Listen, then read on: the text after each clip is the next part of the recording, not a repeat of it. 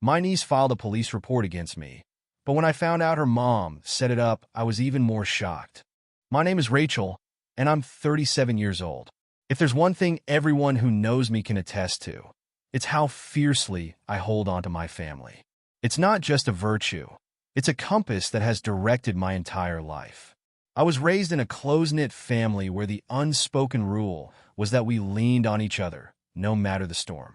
My brother was my anchor growing up, always reliable and warm, but when he passed away suddenly a few years back, everything changed. The loss left a void that could swallow the sky. In the aftermath, I took it upon myself to care for his widow, Jessica, and their daughter, Emily, who was just 10 when it happened. I remember the way Emily's eyes glistened with grief during those early days, a mirror of my own. To see that kind of pain in someone so young made something in me harden with resolve. I promised myself that I would be there for her, not just as her aunt, but as the solid figure she desperately needed. Over time, my bond with Emily deepened. I was at every recital, every parent-teacher conference, and every sleepless night that needed reassurance. Jessica, on the other hand, had struggled to find her footing without my brother. Her grief seemed to gnaw at her from the inside out, pushing her to the edge of exhaustion and bitterness. I understood that, which is why I stepped in financially, emotionally, anything to stitch up the frayed edges of our lives. But as the years rolled on, subtle changes began to seep into our dynamic. Jessica's smiles became sharper, and our conversations carried an unplaceable tension. I brushed it off as the wear of life after loss. I didn't see it for what it was, a crack forming under the weight of expectations and resentment. That fateful day started like any other, with me leaving my office late, the steady pulse of routine cloaking me in a false sense of security. I drove home, anticipating the warm comfort of my small house and the quiet that settled after sunset. But that peace shattered the moment I walked through the door and saw my phone, vibrating and lighting up like it was possessed. Several missed calls, all from Jessica, each message more frantic than the last. "Rachel, you need to call me. You're in trouble. It's serious." The evening had settled into its usual rhythm, that predictable lull that followed a long day's work. Yet, even before I read the messages, I felt a slight unease, as if the air around me had grown denser. Jessica's tone in those texts was panicked, her words sharp and disjointed. My stomach tightened, but I dismissed it as another one of her financial worries. Ever since my brother's death, money had been a constant undercurrent in her frustrations. I took a deep breath, telling myself I'd call her back after I changed into my comfortable clothes. But then, the shrill ring of an unknown number pierced the quiet of my living room, freezing me mid-step. An instinctive dread settled in my chest as I answered. "Hello." My voice came out steadier than I felt. "Hello, this is Detective Johnson from the city precinct," came the deep, clipped reply. "You need to come down to the station immediately." The world stilled around me. The officer's tone was cold, with an edge that sliced through any hope I had that this was about a parking ticket or a minor misunderstanding. "Why? What's happened?" I asked, my voice shaking. There was a pause on the other end, heavy enough to crush me. "It involves accusations made by your niece, Emily," he said slowly, as if trying to brace me for the blow. "I can't discuss the details over the phone, but it's serious." A wave of nausea swept through me. I felt like I had been dropped into a nightmare that had no end. Emily? My Emily? The girl who braided my hair on lazy Sunday afternoons, who told me her secrets like I was a second mother. The child I had loved as fiercely as if she were my own? It made no sense. The drive to the station was a blur of streetlights and suffocating silence. Each minute that passed only deepened the dread pooling in my gut. By the time I arrived and was ushered into the sterile, fluorescent-lit room, I was already trembling. The detective sat across from me, his expression unreadable, his eyes scrutinizing every micro-expression that flickered across my face. "Do you understand why you're here, Miss Fields?" he asked, leaning forward. I shook my head, too afraid to breathe. "No, I don't," I whispered. His next words unraveled everything. "Your niece, Emily, has accused you of committing acts that I won't repeat unless necessary. These are serious allegations involving sexual misconduct. The sentence landed like a physical blow. It was as if my very heart had been seized and crushed in a merciless fist. No, I gasped, horror churning through me. No, this is a mistake. I would never. Detective Johnson's eyes hardened, and he exchanged a glance with an officer standing behind him. Your sister-in-law has corroborated parts of her statement, he continued, as if that detail alone should have been damning enough. The room closed in around me, the sterile air suffocating. Jessica? The same Jessica who knew how much I had sacrificed for her, and Emily? I couldn't believe it. But as disbelief began morphing into anger, a cruel clarity emerged. Jessica's increasingly erratic behavior, her financial woes. Could this all be some twisted scheme? After what felt like an eternity of being questioned, my protests echoing off the unfeeling walls, I was allowed to leave. But the damage was done. I staggered out of the station, my world dismantled piece by piece. The ride home from the police station felt endless. Each street and corner seemed alien, shrouded in a haze of disbelief and betrayal. The words from the interrogation replayed in my mind like a relentless loop, each time slicing deeper. Emily's accusations. Jessica's support of those accusations. The weight of it pressed down on my chest until it was almost too much to bear. When I finally pulled into my driveway, the familiar comfort of home felt hollow. The house stood dark and silent, an empty shell where my life had once felt safe. I locked the door behind me, the sound echoing through the empty hall. My hands shook as I sank onto the couch, still dressed in the clothes that now felt constricting, like an unwanted reminder of the day's horrors. I stared at my phone, its screen illuminated by missed calls from numbers I didn't recognize and messages from friends asking if I was okay. I couldn't respond. How do you explain the inexplicable? How do you say that everything you've built could crumble overnight based on a lie? Questions buzzed in my mind like relentless hornets. Why would Emily say such things? Why would Jessica go along with it? My mind reached for reasons, for any hint or clue that might explain this nightmare. Emily had never shown signs of fear or withdrawal around me. If anything, she had clung to me in moments when the grief of losing her father overwhelmed her. And Jessica, she was bitter, yes, but capable of something like this? It was a thought too twisted to accept. A memory surged up, unbidden. Emily laughing at my kitchen table as I taught her to make French toast, her eyes bright and carefree. The thought of her now, in the shadow of this accusation, sent a sharp pain through me. I rubbed my temples, trying to ease the tension that throbbed there, but it did little good. I was exhausted, but new sleep wouldn't come. The night wore on, and the quiet became suffocating. My mind spun stories, each more damning than the last. What if this never went away? What if people believed her? I walked to the window, staring out into the darkened street, watching the occasional car pass. I felt disconnected from reality, as though this wasn't my life anymore. It was around 3 a.m. when I finally reached for my phone. I hesitated, thumb hovering over Jessica's name in my contacts. Anger burned in my chest, battling with an almost desperate need for answers. Without allowing myself to think twice, I called her. The line rang and rang until it clicked to voicemail, her recorded voice sounding too cheerful, too normal. I ended the call before the beep and sank into silence again. The only sound was my heartbeat, thundering with a mix of rage and dread. The house was no longer just quiet. It felt hostile. When morning crept in, it brought no relief, only the raw ache of sleeplessness and a headache that pulsed behind my eyes.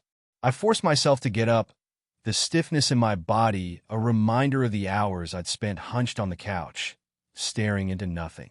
The first light of dawn spilled through the blinds, washing the room in a pale glow that only deepened the sense of desolation.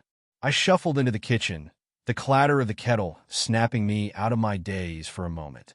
As I waited for it to boil, my phone buzzed with a new message.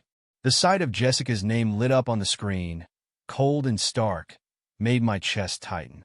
For a second, I thought about ignoring it, letting it sit unread like a poison I couldn't face. But curiosity, sharp and painful, won out. The message was short and impersonal. We need to talk. Come by the house today. The audacity of it made my hands tremble, with a mix of fury and disbelief. We need to talk? After accusing me of something that could destroy my life. She had the nerve to summon me like nothing had happened? I felt my anger sharpen, cutting through the haze of exhaustion. But it was quickly dulled by a surge of dread. If Jessica was bold enough to send a message like that, what did it mean for Emily? Was she also going through her morning feeling the weight of what she'd said, or was she too afraid to admit the truth? After a long shower where the hot water did little to wash away my tension, I pulled on a simple blouse and jeans, clothes that felt as ordinary as the morning had once promised to be. I glanced at the clock. It was just past 8:30. Jessica's house was only a short drive away, but every minute seemed to drag as I paced around, debating whether to go at all. My mind conjured images of Jessica's face when I confronted her, whether it would be defiant or remorseful, but each one left me feeling even more lost. Finally, I grabbed my keys, the clink of metal in my hand feeling heavier than usual, and walked out to the car. The world outside was bright, filled with the life of a city already in motion. People jogging, neighbors walking their dogs, children laughing as they skipped down the sidewalk. It all felt surreal, like I was watching it from behind a pane of glass. The drive to Jessica's house was a blur of familiar streets that now seemed foreign. As I turned the last corner and the house came into view, I slowed, the sight of it stealing my breath for a moment. It was the same house that had once held my brother's laughter, where we'd spent holidays and birthdays with the kind of warmth that could fill a room. Now, it stood before me like a stranger, every memory twisted by what had happened. I parked and sat there, hands gripping the wheel, the weight of what I was about to face pressing down on me. The air inside the car felt heavy, suffocating, as I looked at the front door that might as well have been a gate to some unknown fate. Summoning every ounce of courage I had left, I stepped out and walked up the path. The sound of gravel under my shoes was deafening. Before I could knock, the door swung open, and there stood Jessica, eyes narrowed, her face a mask of practiced calm. "Come in," she said, her voice cold enough to match the morning. Stepping into Jessica's house felt like entering a different world, one heavy with shadows and silence. The air inside was stale, carrying a subtle tension that prickled at my skin. The living room was unchanged, same beige couch, same framed photos on the wall that hadn't been updated since my brother passed. It was a place filled with memories that now felt tainted. Jessica closed the door behind me, the soft click echoing like a gunshot. She stood with her arms folded across her chest, eyes narrowed as if I were a stranger trespassing on sacred ground. For a moment, neither of us spoke, the silence between us dense with unsaid words. I took in her appearance, noticing the slight tremor in her hands, the pinched look around her eyes. "You said we needed to talk," I finally said, breaking the silence with words that came out sharper than I intended. Jessica's lips pressed into a thin line. "Yes, we do," she said, motioning for me to sit. I ignored the offer, staying rooted where I stood, watching her carefully. "Why, Jessica?" I asked, my voice quivering despite my best effort to steady it. "Why would you do this? Why would you make Emily say something so horrible about me?"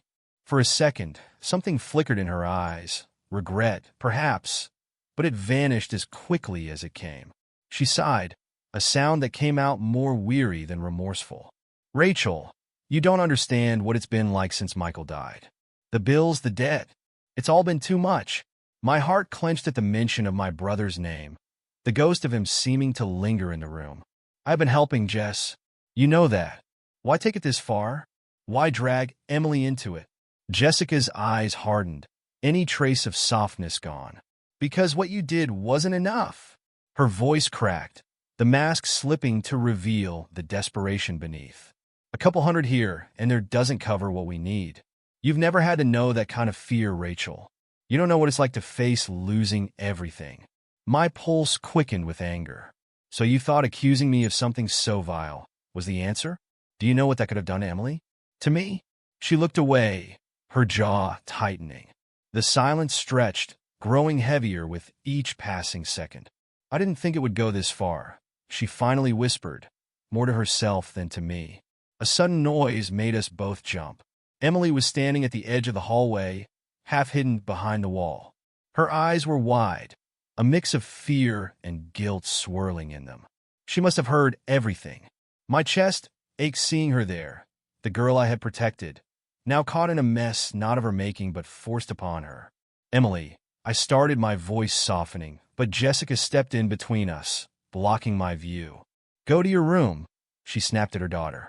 Emily hesitated, glancing between us, before she turned and disappeared down the hallway. It felt like a punch to the gut, watching her retreat with shoulders slumped, carrying a weight she should never have had to bear. I turned back to Jessica, who now looked defensive, defiance sparking in her eyes again.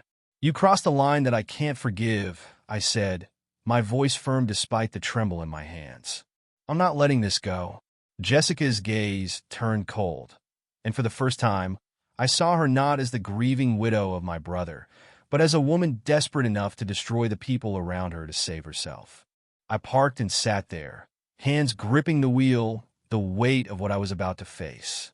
Pressing down on me, the air inside the car felt heavy, suffocating as I looked at the front door that might as well have been a gate to some unknown fate.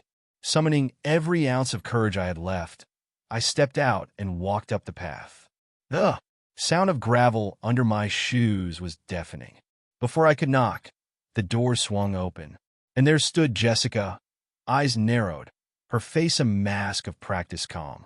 Come in, she said, her voice cold enough to match the morning. Stepping into Jessica's house felt like entering a different world, one heavy with shadows and silence. The air inside was stale, carrying a subtle tension that prickled at my skin. The living room was unchanged, same beige couch, same framed photos on the wall that hadn't been updated since my brother passed. It was a place filled with memories that now felt tainted. Jessica closed the door behind me, the soft click echoing like a gunshot. She stood with her, arms folded across her chest, eyes narrowed as if I were a stranger trespassing on sacred ground.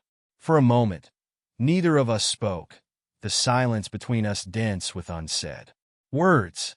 I took in her appearance, noticing the slight tremor in her hands, the pinched look around her eyes. You said we needed to talk, I finally said, breaking the silence with words that came out sharper than I intended. Jessica's lips pressed into a thin line. Yes, we do, she said, motioning for me to sit. I ignored the offer, staying rooted where I stood, watching her carefully. Why, Jessica? I asked, my voice quivering despite my best effort to steady it. Why would you do this? Why would you make Emily say something so horrible about me? For a second, something flickered in her eyes. Regret, perhaps, but it vanished as quickly. As it came, she sighed, a sound that came out more weary than remorseful. Rachel, you don't understand what it's been like since Michael died. The bills, the debt, it's all been too much. My heart clenched at the mention of my brother's name, the ghost of him seeming to linger. In the room, I've been helping Jess. You know that. Why take it this far? Why drag Emily into it? Jessica's eyes hardened, any trace of softness gone. Because what you did wasn't enough. Her voice cracked, the mask slipping to reveal the desperation beneath. A couple hundred here, and there doesn't cover what we need. You've never had to know that kind of fear, Rachel. You don't know what it's like to face losing everything. My pulse quickened with anger. So you thought accusing me of something so vile was the answer? Do you know what that could have done to Emily? To me? She looked away, her jaw tightening. The silence stretched, growing heavier with each passing second. I didn't think it would go this far, she finally whispered, more to herself than to me. A sudden noise made us both jump. Emily was standing at the edge of the hallway, half hidden behind the wall. Her eyes were wide, a mix of fear and guilt swirling in them. She must have heard everything. My chest ached seeing her there, the girl I had protected now, caught in a mess not of her making, but forced upon her. "Emily," I started, my voice softening, but Jessica stepped in between us, blocking my view. "Go to your room," she snapped at her daughter. Emily hesitated, glancing between us, before she turned and disappeared down the hallway. It felt like a punch to the gut, watching her retreat with shoulders slumped, carrying a weight she should never have had to bear. I turned back to Jessica, who now looked defensive, defiance sparking in her eyes again. "You crossed a line that I can't forgive," I said, my voice firm despite the tremble in my hands. "I'm not letting this go." Jessica's gaze turned cold, and for the first time, I saw her not as the grieving widow of my brother, but as a woman desperate enough to destroy the people around her to save herself. The phone rang, slicing through the silence like a blade. I nearly dropped my mug as I scrambled to answer, my fingers shaking. "Hello." The single word felt like it carried the weight of everything that had happened over the last few days. "Ms. Fields, this is Detective Johnson," he said, his voice unexpectedly softer. I could hear a shift, a note of reassurance that hadn't been there before. "I wanted to let you know that Emily's interview is complete." My breath caught in my chest, and I sank into the nearest chair, my knees suddenly too weak to hold me up. "And," I whispered, unable to form more than that one word. There was a pause, just long enough for my heartbeat to pound out in erratic rhythm. "Emily admitted that the accusations were false," the detective said. Relief surged through me, almost dizzying. But before I could react, he added, "She said that her mother pressured her to make the claim." The mix of emotions that crashed over me was staggering. Relief, anger, sadness. I felt like I'd just been handed back my life, but it came with a shadow that I couldn't ignore. "Why?" I asked, my voice thin and hollow, even though I'd already guessed I needed to hear it said out loud. "She mentioned that Jessica told her it was necessary," Detective Johnson said, the disgust in his voice barely masked.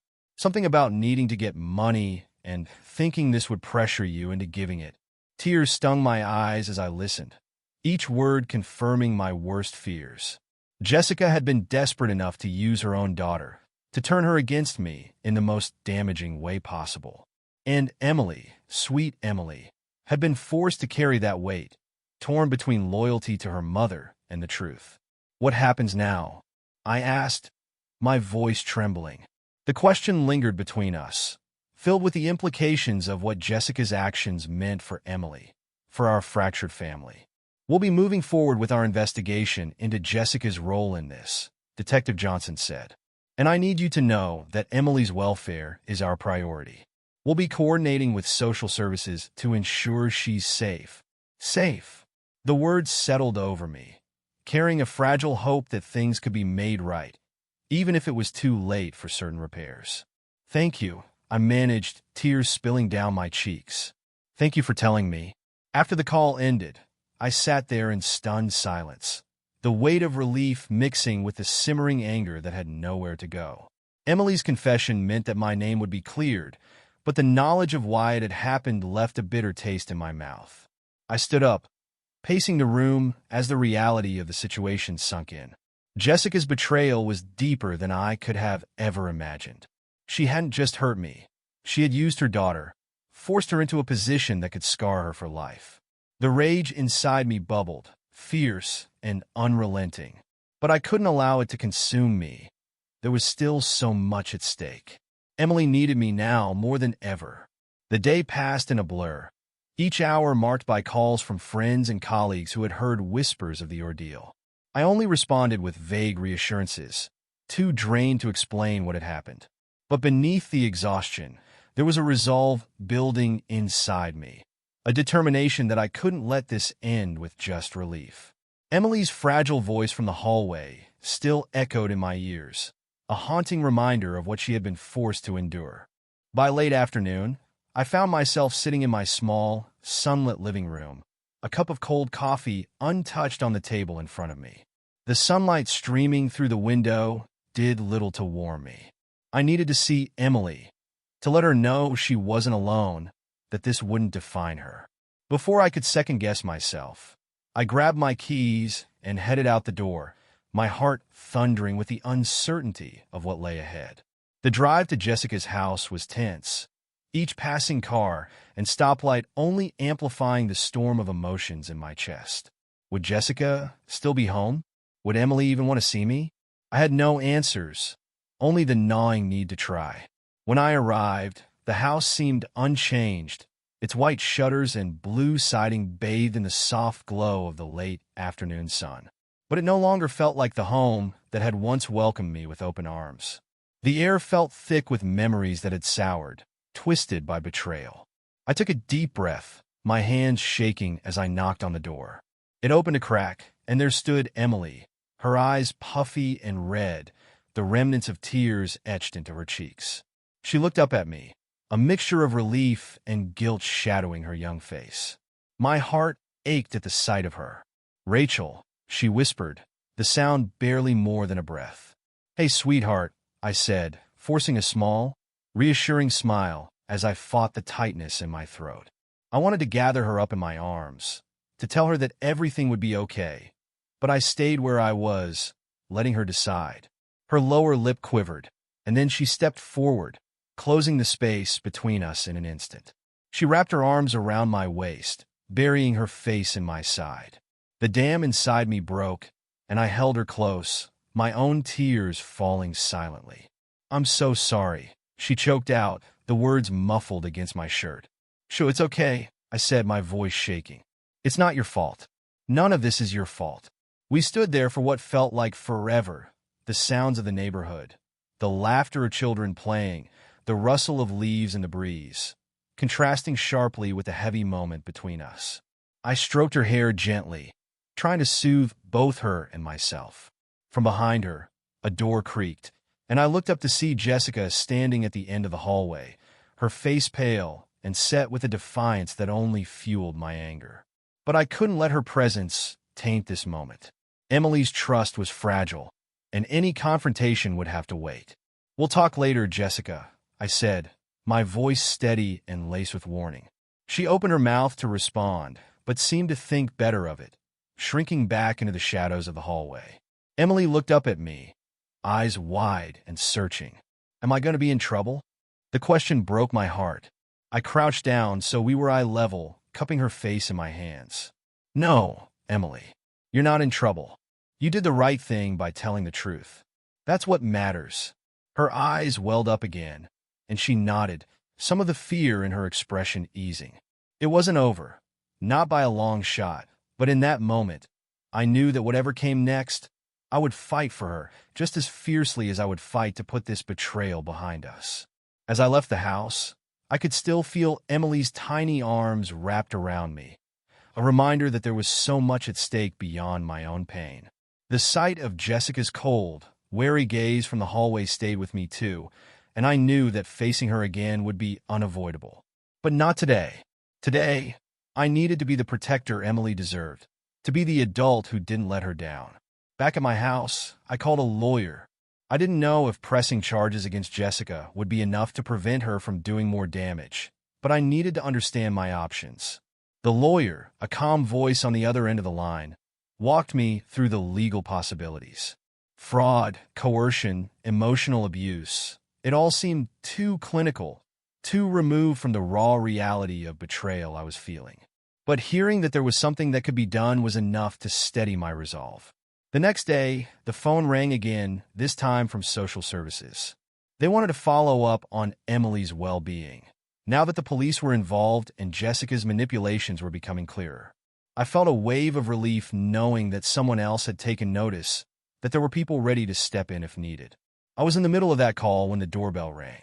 Peering through the window, I saw Jessica standing on my porch, arms crossed tightly over her chest, her expression a mixture of determination and desperation. The sight of her brought back a swell of anger, but I couldn't afford to confront her unprepared. I opened the door only a crack, enough to meet her eyes, but not enough to let her push her way in. "What do you want, Jessica?" I asked, my voice calm but guarded. She exhaled sharply, eyes darting to the street before landing back on me. "We need to talk," she said, a tremor in her voice betraying the front she was putting up. "I think you've said enough," I replied, fighting the urge to shout. I couldn't let her see how deeply she'd cut me. "I have nothing more to say to you until this is resolved." She stepped closer, her face tightening. "I didn't mean for it to go this far, Rachel. You have to believe me." A bitter laugh escaped my throat before I could stop it. "Believe you? You made your daughter lie about something that could have destroyed me. You've hurt Emily, Jessica. Do you even see that?" Her gaze dropped, and for the briefest moment, remorse flickered across her face. But it was gone as quickly as it came, replaced by that familiar, defensive glare. "I did what I had to do to survive," she muttered, more to herself than to me. "You don't understand what it's like." I shook my head, anger flaring once more. "No, Jessica, I don't understand, and I don't think I ever will." Before she could respond, I closed the door, shutting out her voice and the painful memories she stirred up. I pressed my back against it, breathing hard as her shadow moved away from the glass. When I heard her footsteps fade down the path, I let out a shuddering breath, one hand on my chest to steady the pounding of my heart. The quiet after her departure was almost deafening. It wasn't peace, not yet, but it was a step. I had protected Emily, and now I had to see it through, no matter how deep the wounds went. The days that followed Jessica's visit were a whirlwind of phone calls, meetings, and the uneasy quiet that settled over everything when the house was still. Social services reached out again, this time confirming that they were launching an assessment into Emily's living situation. It brought a mixture of relief and dread. While I wanted her safe, the process was long and could be brutal. Emily would have to relive parts of the nightmare, answering questions that no child should ever face. I busied myself with work, trying to reclaim some semblance of normalcy. But even at my desk, surrounded by spreadsheets and the buzz of office conversations, my mind drifted. The weight of what had happened pressed down, whispering doubts that gnawed at me. Would Emily forgive herself for being used in this way? Would she understand, one day, that none of this was her fault? By the end of the week, I got another call. This time, it was Detective Johnson again. His voice, still formal, held a note of resolution. "Rachel, I thought you should know that the investigation into Jessica's actions has enough evidence for charges to be filed. There will be legal proceedings, and Emily will need to testify, but it looks like she'll be placed in a safer environment." I sat back, the room spinning around me for a moment. It was the news I'd hoped for, but it didn't feel victorious. It felt necessary, a step toward preventing further harm. "Thank you," I whispered, not trusting myself to say more. "You did the right thing by standing up for her," Johnson said, a rare moment of kindness in his otherwise clipped tone. The call ended, leaving me staring at my phone, the screen reflecting the tiredness in my eyes. That weekend, I visited Emily. Social services had intervened quickly, arranging for her to stay with a temporary guardian while things moved forward. When I walked into the small, cheerful living room where she was staying, she looked up from her book, a tentative smile breaking across her face when she saw me. "Rachel," she said, standing up and running to me. I caught her in a hug, holding on as if that moment could stitch up some of the pain between us. "Hey, sweetheart," I said, pulling back just enough to see her face. There were dark circles under her eyes, shadows that had no place on a child's face, but there was also relief, a brightness that hadn't been there the last time I saw her. "Are we okay?" she asked, her voice small and uncertain. I nodded, cupping her face in my hands. "Yes, we are, and we always will be." Tears pricked my eyes as I sat down with her, listening as she talked in fits and starts about school, about the friends she missed, and even about her mom. I let her talk, not interrupting as her words wavered between love and hurt. She still loved Jessica, of course she did. That bond wasn't something that could just break, no matter what had happened. When our visit ended, I hugged her tightly once more. "I'm here for you, Emily. Whenever you need me, okay?" She nodded against my shoulder, a little stronger now. It wasn't over. There would be court dates, questions, and the long road of healing. But it was a start. As I drove home, the streets passing in a blur of light and shadow, I felt the ache in my chest shift. It would be a long time before the wounds faded into scars, but now I knew we would survive it.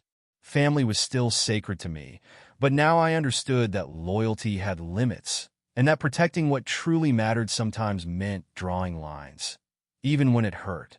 I took a deep breath, letting it out slowly. We were moving forward one step at a time, and that was enough. For now, it was enough.